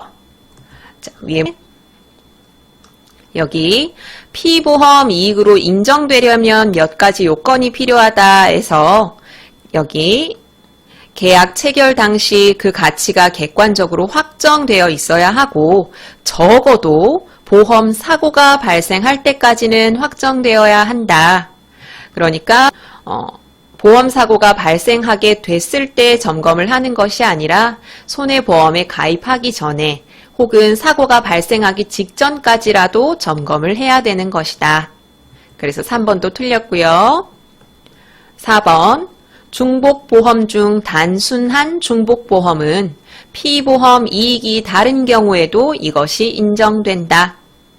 중복보험으로 인정되려면 동일한 피보험 이익이 있어야 된다라고 얘기했거든요. 여기 동일한 피보험 이익과 라는 말이 있죠. 그래서 4번도 역시 틀렸고요. 5번, 개인적, 정신적, 도덕적 이익도 가치를 증명할 수 있으면 피보험 이익으로 인정된다. 개인적, 정신적, 도덕적 이익은 객관적으로 가치를 금전적으로 한정할 수 없기 때문에 피보험 이익이 안 된다고 얘기했었죠. 그래서 정답은 1번입니다. 아까 말씀드렸던 것처럼 이 글은 개념 정리가 제일 중요한 글이에요. 개념을 중심으로 글을 읽으십시오. 그 다음 독서 지문은 기술 파트죠. 양전자 단층 촬영의 원리 되겠습니다. 양전자 단층 촬영, 이것의 원리를 이야기하고 있는 글이에요. 일문다부터 볼게요. 양전자 단층 촬영, PET라고 말하죠. 이것은 인체에 대한 정보를 확인하기 위해 몸속에 특정 물질을 주입해서 그 물질의 분포를 영상화하는 기술, 개념이 제시되죠. 이때 대사량에 관해서 이야기를 잠깐 하는데 정상세포와 비정상세포는 대사량에서 차이가 난대요. 이 촬영 기술은 비정상세포를 활용한 기술이죠. PET는 특정 물질과 비정상세포의 반응을 이용하여 분포를 확인할 수 있다. 정상세포를 대상으로 하는 것이 아닌 거죠. 이 특정 물질은 이 문단에서 방사성 추적자라고 언급이 되죠. 이 방사성 추적자를 우리 몸 안에 넣게 되는데 이 방사성 추적자는 방사성 동위원소를 결합한 포도당 성분의 특정 물질로 되어 있대요. 자, 이것은 특정한 원소나 물질의 이동 양상을 알아내기 위해 쓰이는 거죠. 그럼 이걸 우리 몸에 주입해서 이것이 무엇을 따라 몸을 움직이게 될 때 그것을 확인하는 것이죠. 자, 이렇게 주입된 방사성 추적자는 에너지원으로 쓰이는 포도당과 유사하기 때문에 아까 포도당 성분이 들어있다고 얘기했죠. 그래서 대사량이 높아서 많은 에너지원을 필요로 하는 비정상세포의 다량으로 흡수될 수 있어요. 포도당 성분의 물질 때문에 얘가 에너지원이라고 착각을 하는 거죠. 그런데 세포 안으로 흡수된 방사성 추적자는 일반 포도당과 달리 에너지원으로 쓰이지 않아요. 비정상세포에 에너지를 주려고 들어간 게 아니죠. 일정 시간 동안 그 세포 안에 머무릅니다. 그리고 세포 내에 축적된 방사성 추적자가 이제 변하기 시작하죠. 방사성 동위원소가 붕괴되면서 양전자를 방출하고요. 이 양전자는 몸속에 있는 전자와 결합하여 소멸합니다. 이때 이 양전자와 전자의 질량이 에너지로 바뀌게 되고요. 이 에너지가 드디어 감마선으로 방출되게 됩니다. 이 감마선을 측정하는 것이 PET라는 장치입니다. 몸 밖으로 나온 감마선은 PET 스캐너를 통해 검출되는데 이 PET 스캐너는 수많은 검출기가 검사 대상, 우리 사람 몸이겠죠. 원형으로 둘러싸고 있는 구조이다. 그 몸 안에서 감마선이 방출되는데 180도로 방출된 한 쌍의 감마선이 방출이 돼요. 그리고 이 한 쌍의 감마선이 검출기에 도달하면 그 검출기가 감마선을 확인을 하는 거죠. 사람이 이렇게 누워 있으면 여기가 PET 스캐너 안에 들어있다고 얘기할 때 여기서 감마선이 나오게 되면 180도 직선의 형태겠죠. 이렇게 감마선이 방출되고 여기에 있는 검출기가 여기에 도착한 감마선을 확인하는 거예요. 이때 한 쌍의 감마선이 도달한 검출기의 두 지점을 잇는 직선을 동시 검출 응답선이라고 합니다. 여기에서 나온 감마선이 여기 검출기 여기에 도달했고 여기에 도달했죠. 이 두 지점을 잇는 이 직선을, 이 빨간 선을 동시 검출 응답선이라고 합니다. 따라서 감마선의 방출 지점은 이 선의 어느 한 점에 있다고 할 수 있다. 지금 제가 삐뚤하게 그었는데 여기 빨간 선의 어느 한 지점에, 이 지점에서 방출됐다고 할 수 있는 거죠. 그런데 한 쌍의 감마선이 각각의 검출기에 도달하는 시간에는 미세한 차이가 발생하는데 이는 몸의 어느 지점에서 감마선이 방출되었는지에 따라 검출기까지의 거리가 달라지기 때문이다. 예를 들어서 정중앙에서 감마선이 나오지 않는 이상 여기서 감마선이 방출됐다고 하면 여기서 여기까지의 거리는 짧을 거고 여기서 여기까지의 거리는 길겠죠. 그러니까 같은 곳에서 나왔다고 해도 여기까지 걸리는 시간이 같을 수는 없어요. 감마선이 PET 영상의 유효한 성분이 되기 위해서는 한 지점에서 방출된 한 쌍의 감마선이 PET 스캐너의 검출기로 동시에 도달해야 하는데 한 지점에서 방출된 감마선이 동시에 도달해야 유효한 성분이 되는 거예요. 이것을 동시계수라고 해요.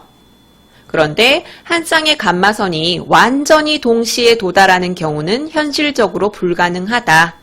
아까 말씀드렸죠. 몸의 한쪽에 치우친 곳에서 감마선이 나왔을 경우 절대로 똑같이 도착할 수가 없겠죠. 거리가 다르니까요. 그래서 PET 스캐너는 동시 계수로 인정할 수 있는 최대 시간폭을 설정했어요. 그것이 동시 계수 시간폭입니다. 동시 계수 시간폭 내에 들어왔으면 그것을 동시 계수로 인정하는 거죠. 그런데 동시 계수 시간폭 내에 도달했어요. 그러면 유효한 성분이어야 하는데 PET 영상의 유효한 성분이 되지 않는 경우가 있어요. 두 가지죠. 산란계수와 랜덤계수가 있습니다. 산란계수가 뭐냐면 감마선이 주변의 물질과 상호작용을 일으켜 진행 방향이 바뀌면서 검출기에 도달하는 시간의 변화가 생겼으나 우연하게 동시계수 시간폭 내에 검출된 거죠. 동시 검출 응답선 기억나시죠? 그런데 산란계수는 직선이 아니라 굴곡을 일으켰다고 했죠. 그래서 이 산란계수는 유효한 성분이 되지 않는 거죠. 그 다음으로 랜덤계수가 있는데요. 랜덤계수는 한 지점에서 방출된 두 개의 감마선 중 한 개의 감마선만 도달했어요. 그럼 유효한 성분이 되지 않아야 하는데 우연하게 다른 지점에서 방출된 한 개의 감마선과 동시계수 시간폭 내에 도달하는 경우 이것은 한 지점에서 나온 한 쌍의 감마선이 아니기 때문에 유효한 성분으로 인정할 수 없겠죠. 이 두 경우는 실제 감마선이 방출한 지점이 동시검출 응답선 위에 존재하지 않기 때문에 PET 영상의 정확도를 떨어뜨리는 요인이 된다. 어느 지점에서 방출되었는지 알 수가 없다는 거죠.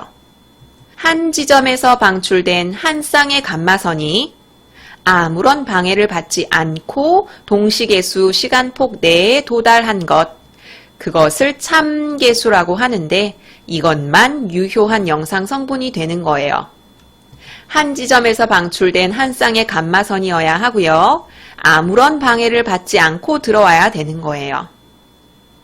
따라서 PET 영상의 정확도를 높이기 위해서는 산란계수나 랜덤계수의 검출을 최소화해야 하는데 이러기 위해서는 동시계수 시간폭을 적절하게 조절할 필요가 있는 겁니다. 이렇게 양전자 단층 촬영의 원리 보았고요. 문제 한번 풀어볼게요. 1번 문제 볼게요. 윗글의 내용과 일치하는 것은 학력평가 변형 문제입니다. 여기 이 화면 안에 지문과 문제를 동시에 보여드릴 수 없기 때문에 지문은 여러분 앞에 펼쳐두고 보세요. 정지 버튼 누르시고 찾아보십시오. 자, 1번. PET는 정상세포와 비정상세포의 반응을 이용한다. PET는 정상세포와 비정상세포가 아니라 비정상세포와 특수물질과의 반응을 조사한다고 배웠었죠? 1번은 틀렸고요. 2번, PET는 특정 물질의 분포를 영상화하는 기술이다. 이게 맞는 선지네요. 특정 물질, 방사성 추적자를 몸 안에 넣어서 그 추적하고자 하는 물질을 영상화하는 기술이었죠. 3번, PET 스캐너는 방사성 추적자를 검출하여 PET 영상을 만든다. PET 스캐너는 방사성 추적자를 검출하는 것이 아니라 감마선을 검출하는 장치였죠. 그래서 3번도 틀렸고요. 4번, PET 스캐너는 단일 대형 검출기가 장착된 원형 구조이다. PET 스캐너는 단일 대형 검출기가 아니라 수많은 검출기가 달려있는 원형으로 둘러싸인 구조라고 나와 있죠. 5번, PET에서는 동시검출 응답선의 한쪽 방향으로 한 쌍의 감마선이 이동한다. 동시검출 응답선의 180도 방향으로 양쪽 방향으로 이동하는 거죠. 5번도 틀렸고 1번의 정답은 2번입니다. 여기까지 양전자 단층 촬영의 원리 같이 보셨고요. 그 다음은 인문 분야의 글이죠. 사랑에 대한 아퀴나스와 칸트의 이론에 대해서 공부해 봅시다. 가는 아퀴나스고 나는 칸트 되겠죠. 가부터. 사랑의 본질에 대한 토마스 아퀴나스의 설명은 인간의 사랑을 말하는 아모르에 대한 분석에 기초한다. 자, 인간의 사랑 어떤지 한번 봅시다. 그는 인간이 선을 추구하려는 욕구를 지닌 존재인데 이쯤에서 선에 대해서 먼저 정리를 하고 가야 돼요. 우리가 생각하는 착한 것, 남을 위한 것을 추구하는 것이 아니라 아퀴나스가 말하는 선은 자신에게 좋은 것, 자신의 본성에 적합한 것, 자신에게 기쁨을 주는 것, 이게 바로 선이에요. 이렇게 인간은 자신에게 좋은 것을 추구하려는 욕구를 지닌 존재인데 이런 욕구를 추구하는 인간 행위의 원천이 바로 사랑이래요. 여기서 중요한 게 사랑과 선의 관계가 방금 나왔죠. 이것이 확실하게 잡혀 있어야 문제를 푸는데 헷갈리시지 않아요. 사랑이 바탕에 깔려 있는 거예요. 그리고 그 사랑을 바탕으로 사랑의 힘을 받아서 욕구를 충족하고자 하는 거예요. 그리고 이 욕구는 무엇을 갖고 싶어 합니까? 선을 갖고 싶어 하는 거예요. 선은 아까 말씀드렸던 것처럼 자신에게 좋은 것. 이 구조를 머릿속에 잡아 놓으세요. 사랑을 바탕으로 욕구를 표현하고요. 이 욕구를 추구해서 선을 잡고자 하는 거예요. 자, 두 번째 문단. 아퀴나스에 따르면 인간의 욕구는 감각적 욕구와 지적 욕구로 나뉘어진대요. 지적 욕구와 감각적 욕구. 감각적 욕구의 특징 먼저 볼까요? 감각적 욕구는 대상에 의해서 촉발되고요. 수동적으로 반응을 해요. 음식이 있으면 음식이 먹고 싶다 라는 것이죠. 이 감각적 욕구는 감각적 인식 능력으로 선을 구별해요. 무엇이 나한테 좋을지 감각적 인식 능력으로 찾는 거예요. 반대로 지적 욕구는요. 지성의 능동적인 활동과 주체의 선택에 의해 일어나는 적극적인 것입니다. 이 지적 욕구는 지성에 의해서 선을 찾아요. 나한테 좋은 것이 무엇인지 지성으로 찾는다는 거죠. 지성은 선악 판단을 다르게 할 수 있어요. 예를 들죠. 단맛이 나한테 기쁨이 되는 거면 선이죠. 그럼 감각적 욕구는 그 선을 선택해요. 하지만 지적 욕구는 사탕이 충치를 유발할 수 있다. 이 기쁨은 선이 아니다 라고 판단을 할 수 있고요. 그럼 추구하지 않을 수도 있는 거죠. 자, 아퀴나스는 감각적 욕구와 지적 욕구가 있는 곳에는 항상 사랑이 있다 라고 말해요. 아까 그렸던 거 여기 다시 그려놓을게요. 무엇이 있어요? 사랑이 바탕이 돼서 사랑에서 힘을 얻어서 욕구가 나온다고 했죠. 이 욕구는 무엇을 추구한다고요? 선을 추구합니다. 나한테 좋은 것, 이것을 갈망하는 것이죠. 자, 사랑이 선을 향한 감각적 욕구와 지적 욕구에 의한 추구 행위를 일으키는 힘이라고 설명한다. 옆에 있는 그림 보면 쉽죠? 이 욕구가 추구하는 것을 사랑에 의해서 힘을 얻는 거예요.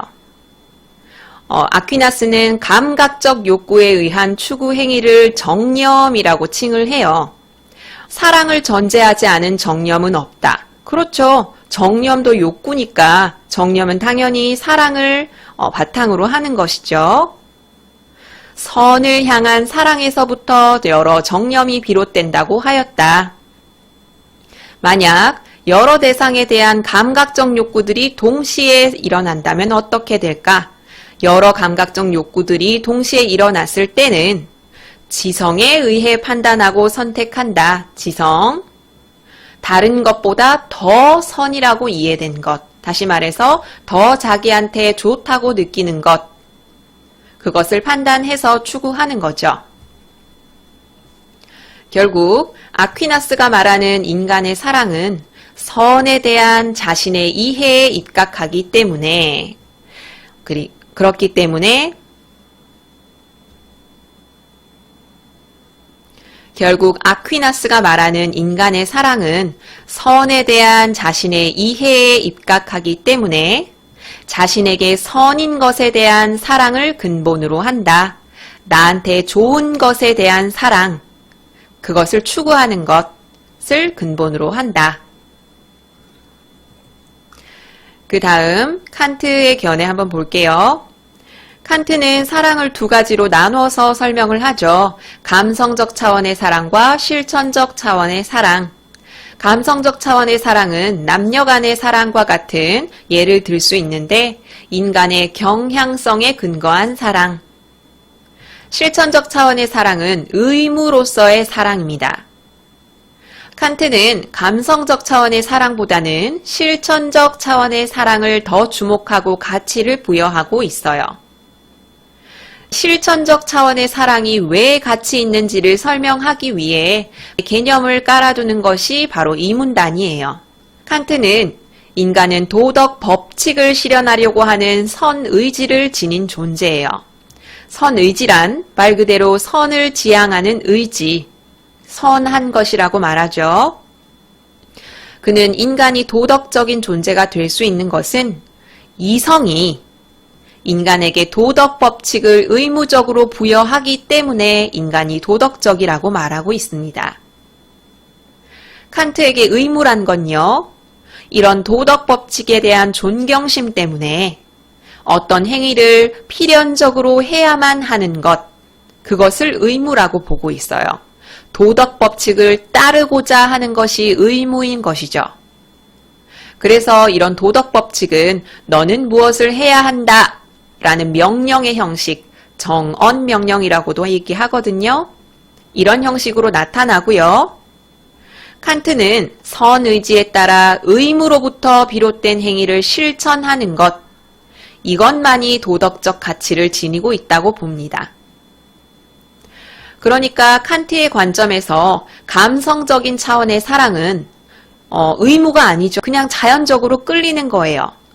그래서 의무로 강제하거나 명령을 통해 일으킬 수 있는 것이 아니다. 어떤 경향성과도 무관하거나 심지어 경향성, 자연스러운 것을 거스르지만 도덕 법칙을 따르는 의무로서의 사랑을 실천하는 것이 도덕적 가치를 지닌다고 보았어요. 도덕 법칙을 따르는 의무로서의 사랑을 실천하는 것이 실천적 차원의 사랑입니다.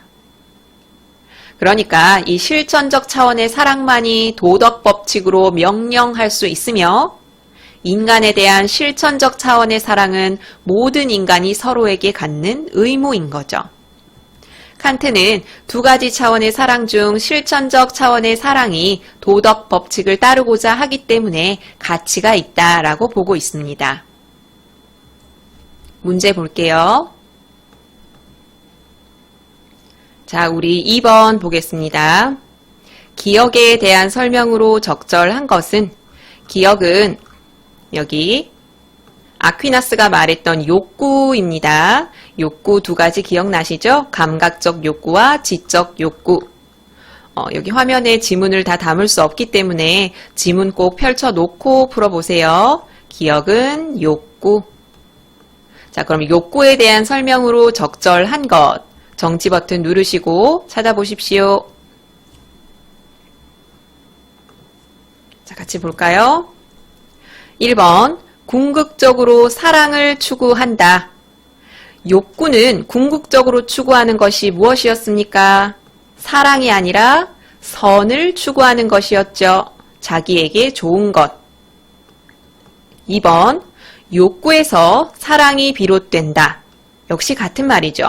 사랑을 바탕으로 욕구를 추구하고 욕구는 선을 바라고 있는 것이죠. 그래서 사랑에서 욕구가 비롯되는 건 맞지만 욕구에서 사랑이 비롯된다라고 하면 틀린 설명이겠죠? 3번, 지적 욕구는 선을 판단할 수 있다. 지적 욕구는 지성을 사용해서 선과 악을 판단할 수 있다라고 얘기했었죠. 3번이 정답이고요. 4번, 감각적 욕구는 선에 반하기도 한다. 감각적 욕구는 선이 보이면 그대로 따른다고 했었죠. 그래서 반한다 라는 설명은 틀렸고요. 5번, 감각적 욕구는 주체의 선택을 중시한다. 주체의 선택을 중시하는 것은 감각적 욕구가 아니라 지적 욕구였죠. 그래서 2번의 정답은 3번입니다. 여기까지 독서 파트 세 지문 같이 공부했고요. 첫 번째 보았던 손해보험의 이해 같은 경우에는 개념 정리 확실히 하셔야 하고, 두 번째 양전자 단층 촬영의 원리 같은 경우에는 그 과정, 그리고 유효한 성분을 어떻게 구별해낼 수 있는지, 그리고 마지막으로 공부했던 사랑에 대한 아퀴나스와 칸트의 이론은 두 학자의 견해를 비교 대조하는 문제가 반드시 출제되니까 그것을 중점적으로 공부하시기 바랍니다. 이 모든 자료는 나무 아카데미 홈페이지에서 이용하실 수 있습니다.